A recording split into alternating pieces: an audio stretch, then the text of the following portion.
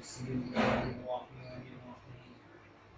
وعن طلحة بن عبيد الله قال جاء رجل إلى رسول الله صلى الله عليه وسلم من أهل بصائر من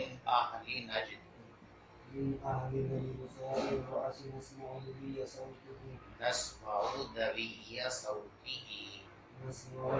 صوته ولا نفقه ما يقول حتى دنا لرسول الله صلى الله عليه وسلم فإذا هو يسأل عن الإسلام فقال رسول الله صلى الله عليه وسلم خمس صلوات في اليوم والليلة فقال هل لي غيرهن فقال لا إلا أن تطوع قال رسول الله صلى الله عليه وسلم وصيام شهر رمضان فقال هل لي غيره هل علي غيره قال لا إلا أن تطوع قال وذكر له رسول الله صلى الله عليه وسلم الزكاة فقال هل علي غيرها فقال لا إلا أن تطوع قال فأدبر الرجل وهو يقول الله لا أزيد والله لا أزيد على هذا ولا أنقص منه لا أزيد على هذا ولا أنقص منه فقال رسول الله صلى الله عليه وسلم أفلح الرجل إن صدق متفق عليه.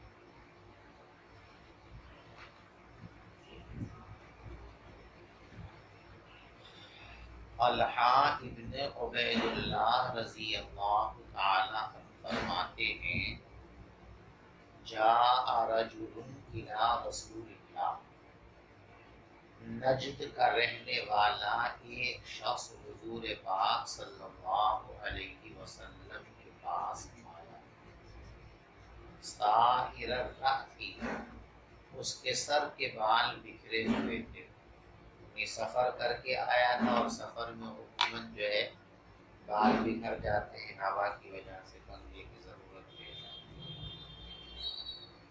نسمع دوی صوته، ہم اس کی آواز کی گنگناہٹ کو سن رہے تھے۔ دویون ایسی ہلکی آواز کو کہتے ہیں کہ آواز تو ہو لیکن اس آواز میں کیا کہا جا رہا ہے یہ سمجھ میں نہ آتا۔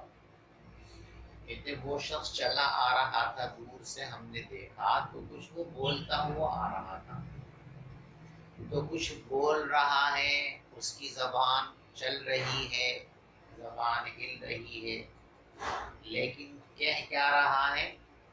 دور کی وجہ سے اور ہلکی آواز ہونے کی وجہ سے سمجھ میں نہیں آ رہا تھا۔ اب سوال یہ ہے کہ وہ آ رہا تھا تو کیا گنگناتے ہوئے آ رہا تھا اور کیوں گنگناتے ہوئے آ رہا تھا؟ تو فرماتے ہیں شارحی کہ دراصل یہ شخص حضور پاک صلی اللہ علیہ وسلم سے کچھ سوالات کا منصوبہ بنا کر کے آیا کہ مجھے یہ باتیں پوچھنی ہے، اور آدمی جب نئی جگہ جاتا ہے یا بڑے آدمی کے پاس جاتا ہے تو جو باتیں اس کو یاد ہوتی ہیں کبھی کبھی ڈر اور خوف اور رعب کی وجہ سے ان کو بھول جاتا ہے۔ جیسے طالب علم کو آموختہ خوب اچھی طریقے سے یاد ہے، پختہ ہے وہ، لیکن ممتحن کا رعب ذہن میں بیٹھا ہوا ہے تو ممتحن کے سامنے جا کر اس سے بولے گی باہر نکل کے کہاں ایسا نہیں چھوڑ دیا۔ تو آنے والے شخص نے یہ سوچا ہے کہ میں جاؤں گا حضور پاک صلی اللہ علیہ وسلم کے پاس، کہیں جا کر بھول نہ جاؤں، تو جو پوچھنا ہے اس کو آہستہ آہستہ زیر لب رٹتا ہوا جا رہا ہے، یہ پوچھنا یہ پوچھنا یہ پوچھنا یہ پوچھنا یہ پوچھنا، تو آہستہ آہستہ اپنے ممکنہ سوالات کا ورد کرتے ہوئے یہ شخص آ رہا تھا تاکہ آقا کی خدمت میں جا کر ان سوالات میں سے کوئی سوال بھول نہ جائے۔ نسمع دوی صوته ولا نفقه ما یقول، ہم اس کی آواز کی گنگناہٹ تو سن رہے تھے لیکن سمجھ نہیں رہے تھے وہ کیا کہہ رہا ہے۔ حتی دنا من رسول اللہ صلی اللہ علیہ وسلم، یہاں تک کہ وہ قریب آ گیا رسول پاک صلی اللہ علیہ وسلم کے۔ دیکھو بخاری شریف کے اندر صرف اتنا ہے حتی دنا فَإِذَا هُوَ يَسْأَلُ عَنِ الْإِسْلَامِ، یہ من رسول اللہ صلی اللہ علیہ وسلم، یہ جملہ بخاری شریف کے اندر نہیں ہے۔ نیچے میں نے لکھ دیا ہے، دیکھو بین سطور میں نظر آ رہا، کیا لکھا؟ بخاری شریف میں من رسول اللہ صلی اللہ علیہ وسلم کا جملہ نہیں۔ جہاں جہاں روایتوں میں فرق آیا ہے تو میں نے اس کو نیچے لکھ دیا ہے بین سطور میں، بات سمجھ میں آ رہی؟ فَإِذَا هُوَ يَسْأَلُ عَنِ الْإِسْلَامِ، پس اچانک اس نے سوال کیا اسلام کے بارے میں، یعنی حضور پاک صلی اللہ علیہ وسلم سے اس نے آ کر یہ سوال کیا کہ اسلام کے فرائض اور اسلام کے احکام کیا ہے، وہ مجھ کو بتا دیجیے۔ تو پیغمبر علیہ السلام نے اسلام کے بنیادی احکام اس کو تعلیم فرمائے۔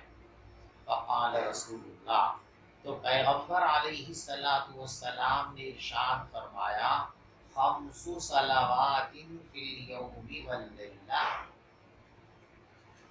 رات اور دن میں 5 نمازیں فرض ہیں۔ اور دیکھو اسلام کا حکم اور اسلام کی تعلیم یہ ہے کہ دن اور رات 24 گھنٹے میں روزانہ تم پر 5 نمازیں فرض ہیں، فجر، ظہر، عصر، مغرب اور عشاء، روزانہ 5 نمازیں پڑھنی ہیں، یہ اسلام کا بنیادی ہے۔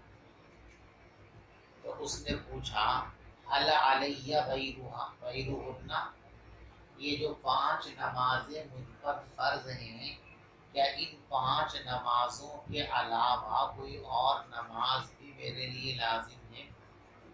آپ نے ارشاد فرمایا نہیں، الا یہ کہ تم نفل پڑھو، نفل پڑھنا چاہو تو پڑھ سکتے ہو، فرض تو بس یہ 5 ہی نمازیں ہیں۔ سمجھے؟ یہاں پر ایک اشکال ہوتا ہے کہ حنفیہ کے یہاں وتر بھی نفلوں میں نہیں بلکہ واجب ہے، تو جب وتر بھی واجب ہے تو اس کا انکار یہاں پر کیوں کیا گیا؟ اس لیے کہ یہاں تو سرے سے نفی کر دی کہ بس ان 5 کے علاوہ جو بھی نمازیں ہیں وہ صرف کیا ہیں؟ نفلیں۔ اس کے 2 جواب ہیں۔ ایک جواب تو اس کا یہ ہے کہ یہ اس وقت کی بات ہے جب وتر کے وجوب کا حکم نہیں آیا، اور دوسرا جواب اس کا یہ ہے جو زیادہ بہتر ہے کہ جو 2 چیزیں ایسی ہوتی ہیں کہ ایک تابع ہو ایک مطبوع ہو،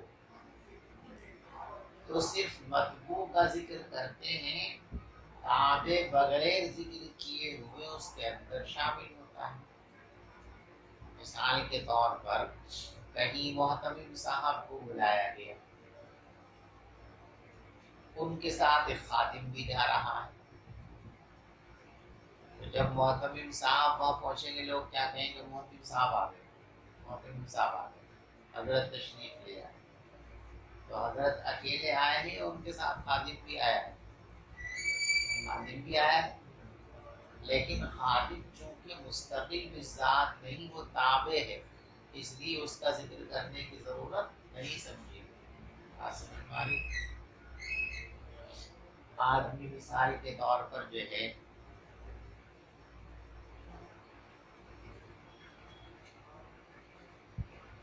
تو تابع جو ہے اس کا ذکر کرنا ضروری نہیں ہوتا، وہ مطلوب کے ذکر کے اندر شامل سمجھا جاتا ہے۔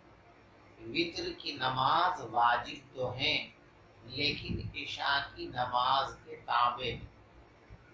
یہی وجہ ہے کہ عشاء کا وقت ہو جانے کے بعد بھی عشاء کی نماز سے پہلے وتروں کو پڑھنا درست اور صحیح نہیں ہے۔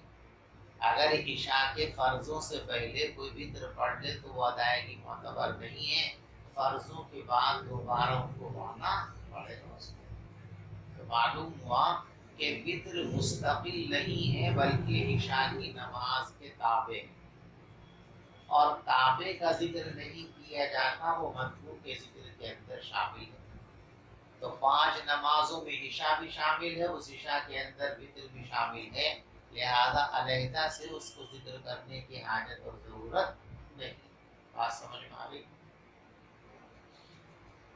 تو پیغمبر علیہ السلام نے فرمایا خمس صلوات فی الیوم واللیلہ، دن اور رات میں 5 نمازیں فرض ہیں۔ فقال هل علی غیرہن، تو آپ نے فرمایا کیا ان 5 نمازوں کے علاوہ اور بھی کوئی نماز مجھ پر لازم ہے؟ فقال لا، تو حضرت نے فرمایا نہیں، الا ان تطوع، مگر یہ کہ تم نفل شروع کرو۔ دیکھو نفلیں جب تک شروع نہ کی جائیں تو کچھ بھی نہیں ہے، ان کا پڑھنا ضروری ہے، لیکن نفل نماز کوئی آدمی شروع کر دے اور پھر ان کو فاسد کر دے یا وہ فاسد ہو جائیں، تو اب ان کی قضا ضروری ہے یا ان کی قضا ضروری نہیں۔ ائمہ ثلاثہ رحمہم اللہ کی رائے یہ ہے کہ نفلوں کو شروع کرنے کے بعد ان کا اتمام ضروری نہیں ہے۔ اگر کوئی آدمی نفل شروع کرنے کے بعد توڑ دے اور فاسد کر دے یا فاسد ہو جائے تو ان کی قضا واجب اور لازم نہیں ہے، توڑ دی تو توڑ دی۔ جیسے وطروں کی ابتدا اور آغاز ضروری نہیں ہے، ویسے ہی ان کا اتمام بھی ضروری نہیں ہے، تکمیل بھی ضروری نہیں ہے۔ توڑ دی تو توڑ دی، ختم ہو گئی بات، قضا کرنے کی ضرورت نہیں ہے۔ بات سمجھ میں آ رہی؟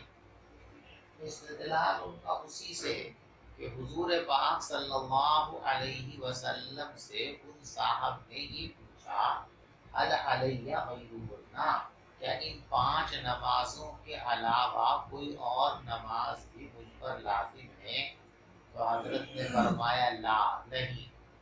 تو جب کچھ اور واجب ہی نہیں ہے تو نفلوں کا اتمام بھی واجب نہیں ہے، لہذا نفل شروع کر کے اگر توڑ دے اور فاسد کر دے تو ان کی قضا کرنے کی ضرورت نہیں ہے۔ بات سمجھ میں آئی؟ امام اعظم ابو حنیفہ رحمۃ اللہ علیہ کا مسلک یہ ہے کہ نفلوں کا آغاز اور نفلوں کی ابتدا، نفل شروع کرنا یہ تو لازم نہیں ہے، آپ کی مرضی ہے، نفل آپ نہ پڑھیں تو کوئی مواخذہ آپ سے نہیں ہے، لیکن نفل آپ نے شروع کر دیا تو شروع کرنے کے بعد اب ان کا اتمام واجب ہے، لہذا اگر بیچ میں ان کو توڑ دیا اور فاسد کر دیا تو دوبارہ ان کی قضا کرنی ضروری ہے۔ سمجھ میں آ رہی بات؟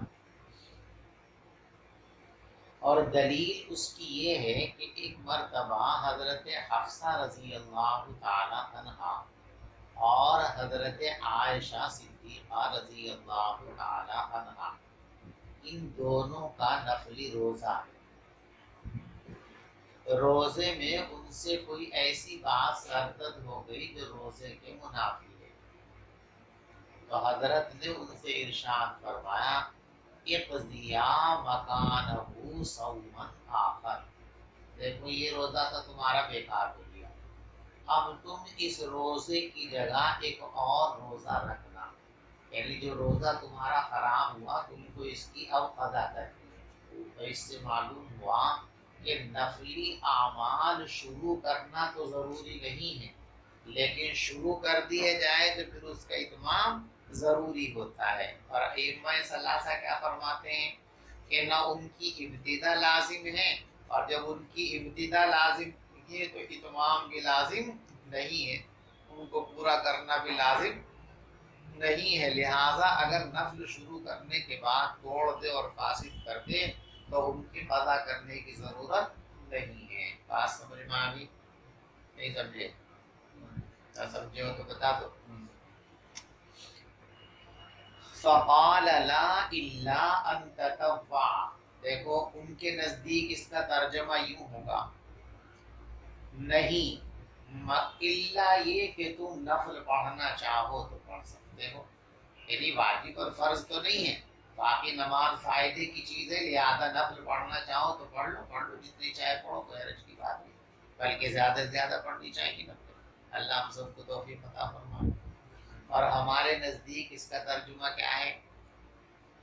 کوئی نماز فرض نہیں ہے ان 5 نمازوں کے علاوہ الا یہ کہ نفل شروع کر دو، یعنی ہمارے نزدیک استثناء متصل ہے، ان کے نزدیک استثناء منقطع ہے کہ کوئی نماز واجب نہیں، ہاں اگر نفل شروع کر دی تو اس کا اتمام تمہارے اوپر واجب ہوگی، اگر توڑ دو گے تو قضا کرنی ضروری ہوگی۔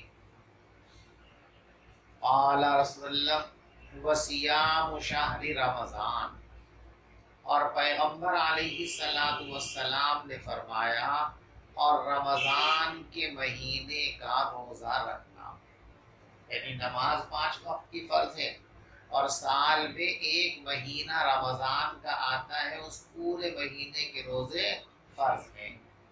تو اس شخص نے کہا حل علیہ غیرہ، کیا رمضان کے روزے کے علاوہ کوئی اور روزہ بھی میرے اوپر فرض ہے؟ قال لا الا ان تطوع، حضرت نے فرمایا نہیں الا یہ کہ تم نفل روزہ رکھ لو، فرض تو بس 1 مہینے کے ہیں، باقی آپ 11 مہینے کے اندر جتنے نفلی روزہ رکھنا چاہے رکھ سکتے ہیں، ان کو کوئی پابندی، تو فرض 1 مہینے کے ہیں، اس کے علاوہ جو روزے رکھے جائیں گے وہ سب کیا ہوں گے؟ نفلی ہوں گے۔ قال وذکر وسلم الزکات، راوی کہتے ہیں کہ رسول پاک صلی اللہ علیہ وسلم نے زکوٰۃ کا بھی ذکر فرمایا، دیکھو انداز بدل گیا نا، 5 صلوات فی الیوم واللیلہ، دن رات میں 5 نمازیں فرض ہیں، صیام شہر رمضان، رمضان کے مہینے کا روزہ فرض ہے، تو اس ترتیب کے اعتبار سے کیا کہا جاتا؟ والزکوٰۃ، اور مال میں سے زکوٰۃ ادا کرنا فرض ہے، لیکن یوں نہ کہ کیا فرمایا؟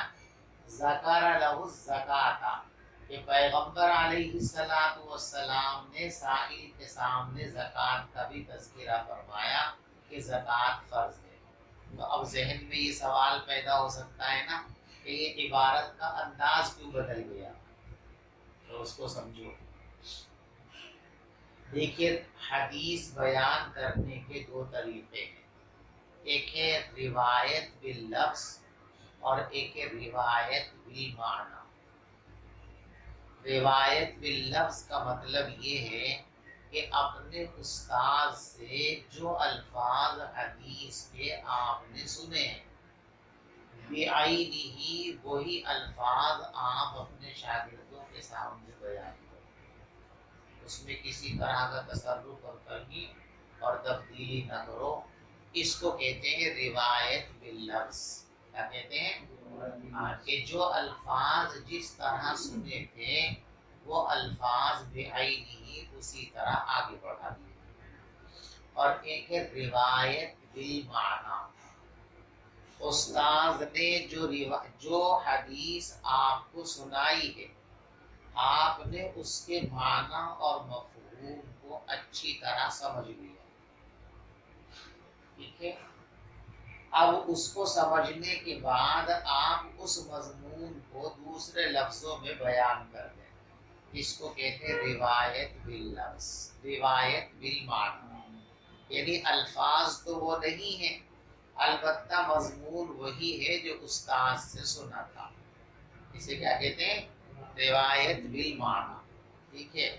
روایت بالمعنی درست ہے یا روایت بالمعنی درست نہیں ہے، اس میں مختلف اقوال ہیں، بعض محدثین کی رائے یہ ہے کہ ایسا کرنا درست نہیں ہے، اور بعض حضرات کی رائے یہ ہے کہ ایسا کرنا درست ہے، بعض حضرات کی رائے یہ ہے کہ جس آدمی کو عربی زبان پر پورا عبور ہو، مہارت تامہ حاصل ہو، اس کے لیے تو ایسا کرنا جائز ہے، اور جو عربی ادب سے، عربی قواعد سے، عربی زبان سے مکمل طور پر مہارت نہیں رکھتا، اس کے لیے الفاظ بدلنا جائز نہیں ہے۔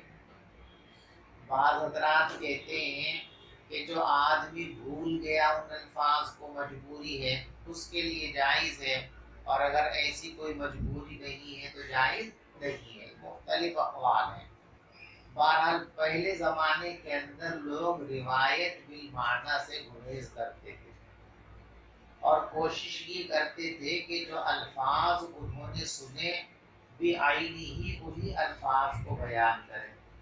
اب زکوٰۃ کے سلسلے میں جو الفاظ حضور پاک صلی اللہ علیہ وسلم نے بیان کیے تھے وہ راوی کو یاد نہیں رہے، تو اپنی طرف سے کوئی لفظ نہ بنا کر کے بس اتنا یہ دیا کہ زکوٰۃ کا بھی تذکرہ فرمایا تھا۔ زکوٰۃ کے بیان کے لیے لفظ کیا استعمال فرمائے تھے، وہ تعبیر بیان نہیں کی، اس لیے کہ ان کو تعبیر مستحضر نہیں رہی، اور تعبیر کو بدلنا ان کے نزدیک درست اور صحیح نہیں تھا، اس لیے کیا فرما دیا، ذکر لہ رسول اللہ صلی اللہ علیہ وسلم الزکاۃ، کہ پیغمبر علیہ السلام نے ان کے سامنے زکوٰۃ کا بھی ذکر کیا۔ فقال هل علی غیرها، تو اس شخص نے کہا کیا اس زکوٰۃ کے علاوہ اور مال خرچ کرنا بھی میرے ذمے ہے؟ فرمایا نہیں، الا یہ کہ آپ نفلی صدقہ کرو۔ بس یہاں تک گفتگو ہوئی۔ اب دیکھو یہاں نماز، زکوٰۃ اور روزے کا تذکرہ ہے، حالانکہ حج بھی اسلام کے بنیادی احکام اور بنیادی فرائض میں سے۔ اب سوال پیدا ہوتا ہے کہ حج کا تذکرہ کیوں نہیں کیا؟ اس کے جواب میں شارحین ایک تو یہ کہتے ہیں کہ رسول پاک صلی اللہ علیہ وسلم نے تو حج کا ذکر بھی کیا تھا، لیکن راوی نے روایت کرتے ہوئے اختصار سے کام لیا اور حج کا تذکرہ نہیں فرمایا۔ حضور نے تو فرمایا تھا، راوی نے اختصار کے پیش نظر یا سہو کی وجہ سے اس کو نقل نہیں کیا۔ اور بعض حضرات اس کا جواب یہ دیتے ہیں کہ جس وقت یہ سوال اور جواب نبی پاک صلی اللہ علیہ وسلم سے ہو رہے تھے، اس وقت تک حج کی فرضیت نہیں نازل ہوئی تھی۔ تو جب حج فرض ہی نہیں ہوا تھا اس زمانے میں، اس لیے کہ حج تو اخیر زمانے میں فرض ہوا ہے، تو جب حج فرض ہی نہیں ہوا تھا تو اس کے بیان کرنے کے کوئی معنی ہی نہیں ہے۔ تو یا تو حج کی فرضیت سے پہلے یہ بات پیش آئی تھی، اس لیے حج کا بیان نہیں ہے، یا پھر پیغمبر علیہ السلام نے حج کو بھی بیان فرمایا تھا، راوی نے روایت کو مختصر کر دیا اور حج کا ذکر کرنا چھوڑ دیا۔ بات سمجھ گئے بھائی؟ فَأَدْبَرَ الرَّجُلُ، تو وہ آدمی واپس جانے لگا۔ سوال کرنے آیا تھا، سوال کر لیے، سوالوں کا جواب نہیں دیا، کام پورا ہو گیا تو واپس ہو گیا۔ یہ سوال و جواب ہونے کے بعد فَأَدْبَرَ الرَّجُلُ، وہ آدمی واپس جانے لگا۔ وَهُوَ يَقُولُ، اور وہ جاتے جاتے یوں کہہ رہا تھا، وَاللَّهِ لَا أَزِيدُ عَلَى هَذَا وَلَا أَنْقُصُ مِنْهُ، خدا کی قسم میں نہ اس پر زیادہ کروں گا اور نہ اس میں کمی کروں گا۔ دیکھو ولا انقص کے بعد منہ لکھا ہوا نا یہاں پہ، یہ مصابیح کے اندر تو منہ موجود ہے، لیکن میں نے بخاری اور مسلم کے اندر اس کو تلاش کیا تو بخاری اور مسلم کے اندر لفظ منہ نہیں ہے، بلکہ صرف کتنا ہے، واللہ لا ازید علی ھذا ولا انقص۔ منہ کا لفظ بخاری کے اندر بھی نہیں ہے، اس لیے میں نے لکھ دیا اس کے اندر فی البخاری لیس منہ، لفظ منہ بخاری کے اندر موجود، مسلم کے اندر ہے لیکن بخاری کے اندر نہیں ہے۔ بات سمجھ میں آ رہی؟ تو پیغمبر علیہ الصلوۃ والسلام نے ارشاد فرمایا افلح الرجل ان صدقہ، اگر یہ آدمی سچ کہہ رہا ہے تو یہ کامیاب ہو گیا، اگر یہ آدمی سچ کہہ رہا ہے تو کامیاب ہو گیا۔ دیکھو یہاں بھی روایت میں تھوڑا سا فرق ہے، میں نے سطور میں دیکھو لم اجد لفظ الرجل لا فی البخاری ولا فی مسلم، بخاری اور مسلم کے اندر صرف اتنا لکھا ہوا ہے افلاح ان صدقہ، کیا لکھا؟ افلاح الرجل ان صدقہ، اور بخاری مسلم میں کیا ہے؟ افلاح ان صدقہ، ان لفظ رجل وہاں پر موجود نہیں ہے۔ بات سمجھ میں آ گئی بھائی؟ یہ شخص کامیاب ہو گیا اگر سچ کہہ رہا، متفق علیہ۔ اس پر بھی اشکال لوگوں کو ہوا کہ یہاں اسلام کے صرف چند احکام کا بیان ہے، اسلام کی صرف 2-3 باتیں یہاں پر ذکر کی گئی، باقی بہت سارے احکام اسلام کے اور بھی، اور یہ شخص یہ وعدہ کر کے جا رہا ہے کہ ان کے علاوہ کچھ بھی نہیں کروں گا، اور آپ فرما رہے کہ اگر یہ سچ کہتا ہے تو کامیاب ہو گیا۔ تو اسلام کی محض چند باتوں پر عمل کر کے کامیابی کیسے مل سکتی ہے؟ تو صرف چند باتوں پر عمل کرنے سے کامیابی کیسے مل جائے گی؟ کامیابی تو مکمل اسلام پہ ملتی ہے۔ پھر کیسے کہہ دیا افلاح، فلاح کامل کی بنیاد ان کو بشارت کیسے دے دی؟ اس کا ایک جواب تو یہ ہے کہ یہاں عبارت دراصل یوں ہے لا ازید علی ھذا ولا انقص منہ من رأی، کہ میں اپنی رائے سے کوئی کمی اور زیادتی نہیں کروں گا۔ اشاعرے کی طرف سے کمی اور زیادتی ہو تو اس میں تو کوئی حرج نہیں، لیکن اپنی طرف سے کچھ بڑھا دوں، اپنی طرف سے کچھ کر دوں، میں ایسا نہیں کروں گا۔ اور سب سے بہترین جواب یہ ہے کہ یہ شخص اپنی قوم کا نمائندہ بن کر آئے ہیں دین سیکھنے کے لیے، تاکہ حضور سے سیکھیں اور وہاں جا کر کے سکھا دیں۔ تو کیا ہے یہاں پہ واللہ لا ازید علی ھذا ولا انقص منہ فی التبلیغ، کہ قوم تک حضور کی بات پہنچانے میں کوئی کمی اور زیادتی نہیں کروں گا۔ جتنی بات حضور نے ارشاد فرمائی اس میں اپنی طرف سے کچھ ملا دوں، ایسا بھی نہیں کروں گا۔ اس میں سے کچھ بتا دوں کچھ نہ بتاؤں، ایسا بھی نہیں کروں گا۔ نہ اپنی طرف سے کچھ بڑھاؤں گا نہ گھٹاؤں گا، جتنا اور جیسے اور جو کچھ حضور پاک صلی اللہ علیہ وسلم سے سنا ہے بس اتنا ہی جا کر پیغمبر علیہ السلام سے بتاؤں گا، اپنی قوم سے بتاؤں گا۔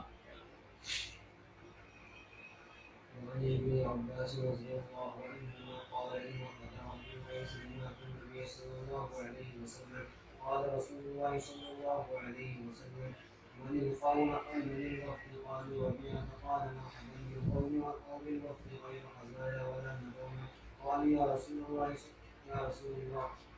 یا رسول اللہ إنا لا نستطيع أن نأتيك إلا في شهر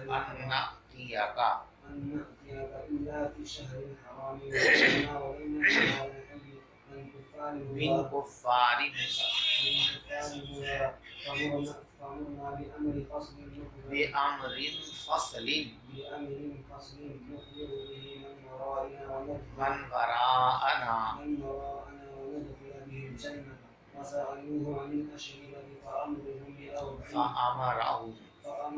بأربع ونهاهم عن أربع أمرهم بالإيمان بالله وحده قال تدرون ما الإيمان بالله وحده قالوا الله ورسوله أعلم قال شهادة أن لا إله إلا الله وأن محمدا رسول الله وإقام الصلاة وإيتاء الزكاة وصيام رمضان وأن تعطوا من المغنم الخمس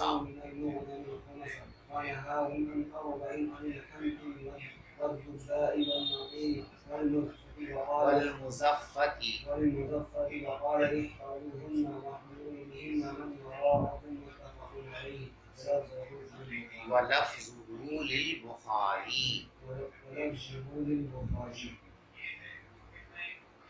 عبداللہ ابن عباس رضی اللہ تعالی عنہما فرماتے ہیں کہ عبد القیس کا وفد جب حضور پاک صلی اللہ علیہ وسلم کے پاس آیا، اور وفد کہتے ہیں آنے والی جماعت، مہمانوں کا مجموعہ.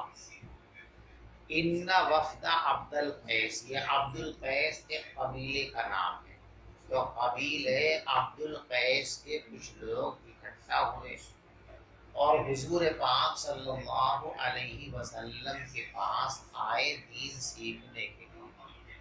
یعنی عبد القیس جو قبیلہ ہے، اس پورے قبیلے نے اسلام قبول کرنا طے کر لیا. اب اسلام قبول کر لیا تو اس اسلام کے احکام کو اب سیکھنا ہے. اب سارا گاؤں سیکھنے کے لیے جائے تو یہ مشکل کام ہے. تو چند لوگوں کو چنا کہ آپ جائیں حضور کے پاس، دین کی بنیادی باتیں سیکھیں اور پھر آ کر یہاں سب کو بتا دیں تو ساری قوم بھی اس پر عمل کرے گی. تو یہ چند لوگ آئے ہیں دین سیکھنے کے لیے تاکہ سیکھ کر اپنی قوم کو جا کر بتا سکیں اور سکھا سکیں اور پھر سب مل کر اسلام کی تعلیمات پر عمل پیرا ہو سکیں.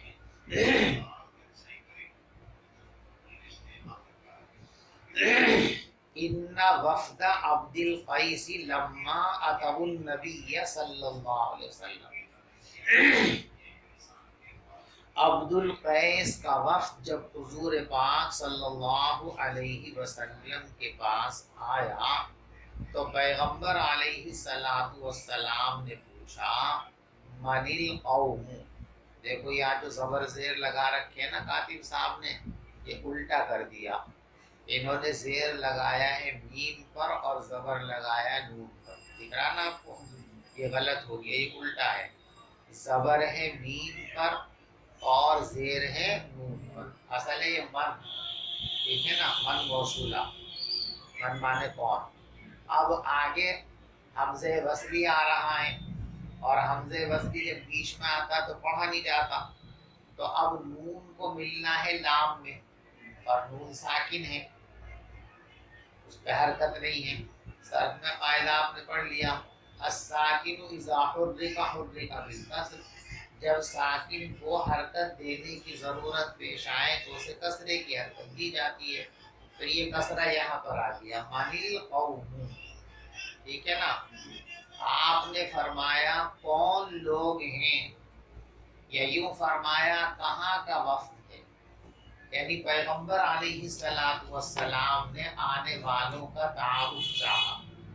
اس سے یہ معلوم ہوا کہ آدمی جب کہیں ملاقات کے لیے نئی جگہ جائے تو جاتے ہی فوراً اپنا تعارف کرا دینا چاہیے تاکہ میزبان شش و پن میں نہ پڑے اور پھر میزبان آپ کے ساتھ آپ کی حیثیت کے مطابق معاملہ کر سکے. کیونکہ حضور پاک صلی اللہ علیہ وسلم کا حکم ہے انزل الناس منازلهم، لوگوں سے ان کے مرتبے اور حیثیت کے مطابق برتاؤ کیا کرو. اب مان لیجیے آپ کوئی بڑے آدمی ہیں، اہم شخصیت کے مالک ہیں، وہاں آپ کو کوئی جانتا نہیں تو وہ تو آپ کے ساتھ عام آدمی جیسا سلوک کریں گے. اس سے آپ کو بھی پریشانی ہوگی اور جب ان کو بعد میں یہ پتہ چلے گا کہ آپ اتنے بڑے شخص ہیں تو اب ان کو شرمندگی ہوگی کہ ہم نے پہلے سے شاہ نشان پوری استعمال کی. اس لیے بہتر یہ ہے کہ جب کہیں نئی جگہ جاؤ تو جاتے ہی اپنا تعارف کرا دو، میں فلاں شخص ہوں، فلاں جگہ سے آیا ہوں. اور بہتر یہ ہے کہ اپنا مقصد بھی بتا دے کہ اس کام کے لیے آیا ہوں تاکہ میزبان کو کسی طرح کی تکلیف اور پریشانی ہو نہ ہو.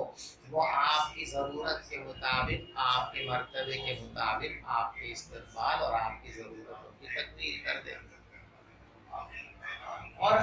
کسی وجہ سے میزبان اس ادب سے واقف نہیں ہے، مہمان اس ادب سے واقف نہیں ہے، اور مہمان سے کوتاہی ہو جائے اور وہ نہ بتا سکے، تو پھر میزبان کو چاہیے کہ وہ خود تعارف حاصل کر لے، کہاں سے تشریف لائے ہیں، حضرت والا کا تعارف کیا ہے، آگے جاننے کے بعد ان کی حیثیت کے مطابق ان کے ساتھ معاملہ کیا جا سکے۔ تو اسی تعلیم کے لیے حضور نے پوچھا من القوم، بھائی آپ لوگ کہاں سے آئے ہیں، کس قبیلے کے ہیں، کس خاندان کے ہیں، کس جگہ کے رہنے والے ہیں، آپ نے یہ پوچھا۔ راوی کو یہاں شک ہو رہا ہے کہ آپ نے من القوم کہا تھا یا من الوفد کہا تھا، یعنی ان دونوں لفظوں میں سے کوئی ایک لفظ کہا تھا، من القوم یا من الوفد۔ وفد قوم میں کون کون لوگ شامل ہیں، یعنی یہ وقت کہاں سے آیا ہے، من القوم کے لوگ کہاں کے رہنے والے، کس قبیلے اور خاندان کے ہیں۔ تو انہوں نے جواب دیا قالوا ربیعہ، تو انہوں نے بتلایا کہ ہمارا تعلق ربیعہ خاندان سے ہے۔ ربیعہ یہ بڑا خاندان ہے، اسی ربیعہ خاندان کی ایک چھوٹی شاخ ہے عبد القیس، ٹھیک ہے نا۔ تو ربیعہ بڑے خاندان کا تعارف کرا اس لیے کہ وہ شہرت والی چیز ہے تاکہ پہچان زیادہ ہو جائے۔ قال مرحبا بالقوم او بالوفد، تو حضور نے فرمایا مرحبا بالقوم، کہ یوں فرمایا مرحبا بالوفد، میں قوم کو خوش آمدید کہتا ہوں، میں وفد کا استقبال کرتا ہوں۔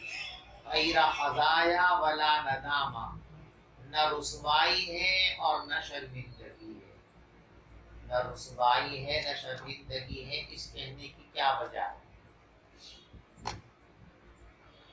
اس کی وجہ یہ بیان کرتے ہیں محدثین کہ دیکھیے حضور پاک صلی اللہ علیہ وسلم کے پاس یہ از خود آئے، ان کو جنگ کے نتیجے میں قید کر کے نہیں لایا گیا، پہلے ہی جنگ کرتے مسلمانوں کی مخالفت کرتے تھے، ان کو قیدی بنایا جاتا تو شرمندہ ہوتے اور افسوس بھی کرتے کہ یار اس سے بہتر تھے کہ پہلے مسلمان ہو جاتے اس دن کے ساتھ۔ لیکن یہ از خود مسلمان ہوئے ہیں، از خود آئے ہیں، تو ان کے لیے نہ کسی طرح کی شرمندگی نہ کسی طرح کی رسوائی، غیر خزایا ولا ندامہ، نہ رسوائی ہے اور نہ شرمندگی ہے۔ یعنی یہاں آپ آئے ہیں، مطلب اس کا یہ ہو سکتا ہے کہ آپ نے یہاں آنے کا جو فیصلہ کیا ہے، جو امیدیں آپ لے کر کے آئے ہیں، آپ کی وہ امیدیں پوری کی جائیں گی، آپ کی عزت اور احترام کا خیال رکھا جائے گا، آپ کو یہاں آنے کے بعد پچھتاوا نہیں ہوگا کہ یار اس سے تو نہ آتے وہی بہتر تھا۔ آدمی کہیں امیدیں لے کر کے جاتا ہے اور امید کے مطابق اس کے ساتھ معاملہ نہ کیے جائے، اس کے مرتبے کا لحاظ اور خیال نہ رکھا جائے تو کیا کہتا یار غلط کیا ہم نے، آنے کی چاہیے تھا، ہوتا ہے نا، افسوس کرتا ہے۔ یہاں آپ جن مقاصد کے لیے آئے ہو وہ مقاصد بھی پورے ہوں گے اور تمہارے آرام کا، راحت کا، عزت کا بھی پورا خیال رکھا جائے گا، تو یہاں آ کر کسی طرح کی کوئی دقت اور پریشانی آپ کو نہیں ہوگی۔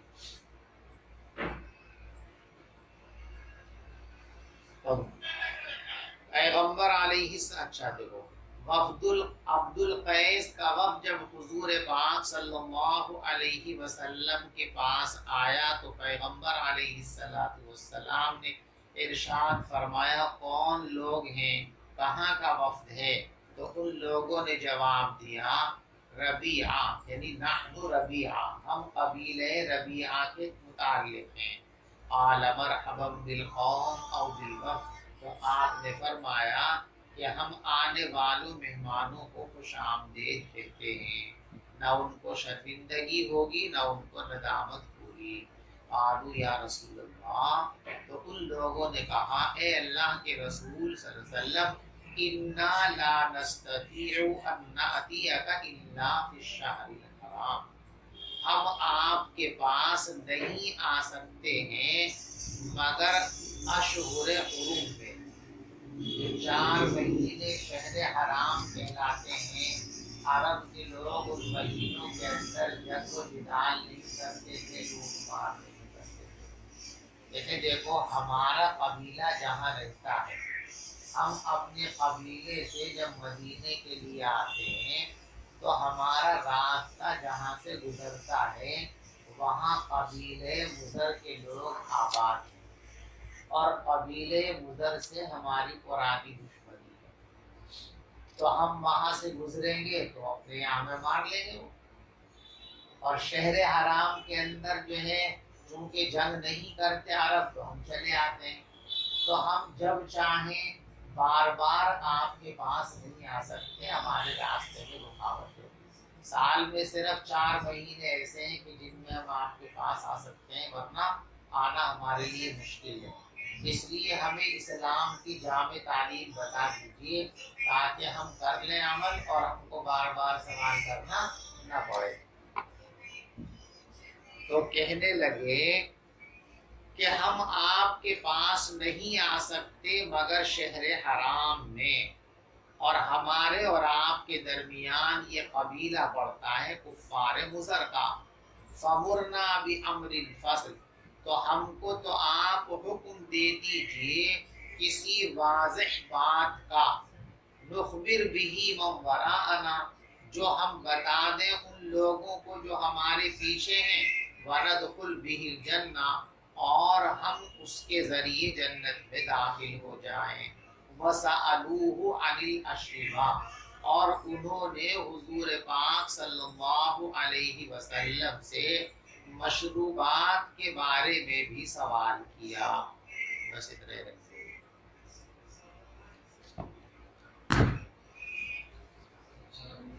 جی بھائی 4 مہینے کون سے ہیں تو نہیں جانتا؟ ذی قعدہ، ذی الحجہ، محرم اور رجب۔ ذی قعدہ، ذی الحجہ اور محرم اور رجب۔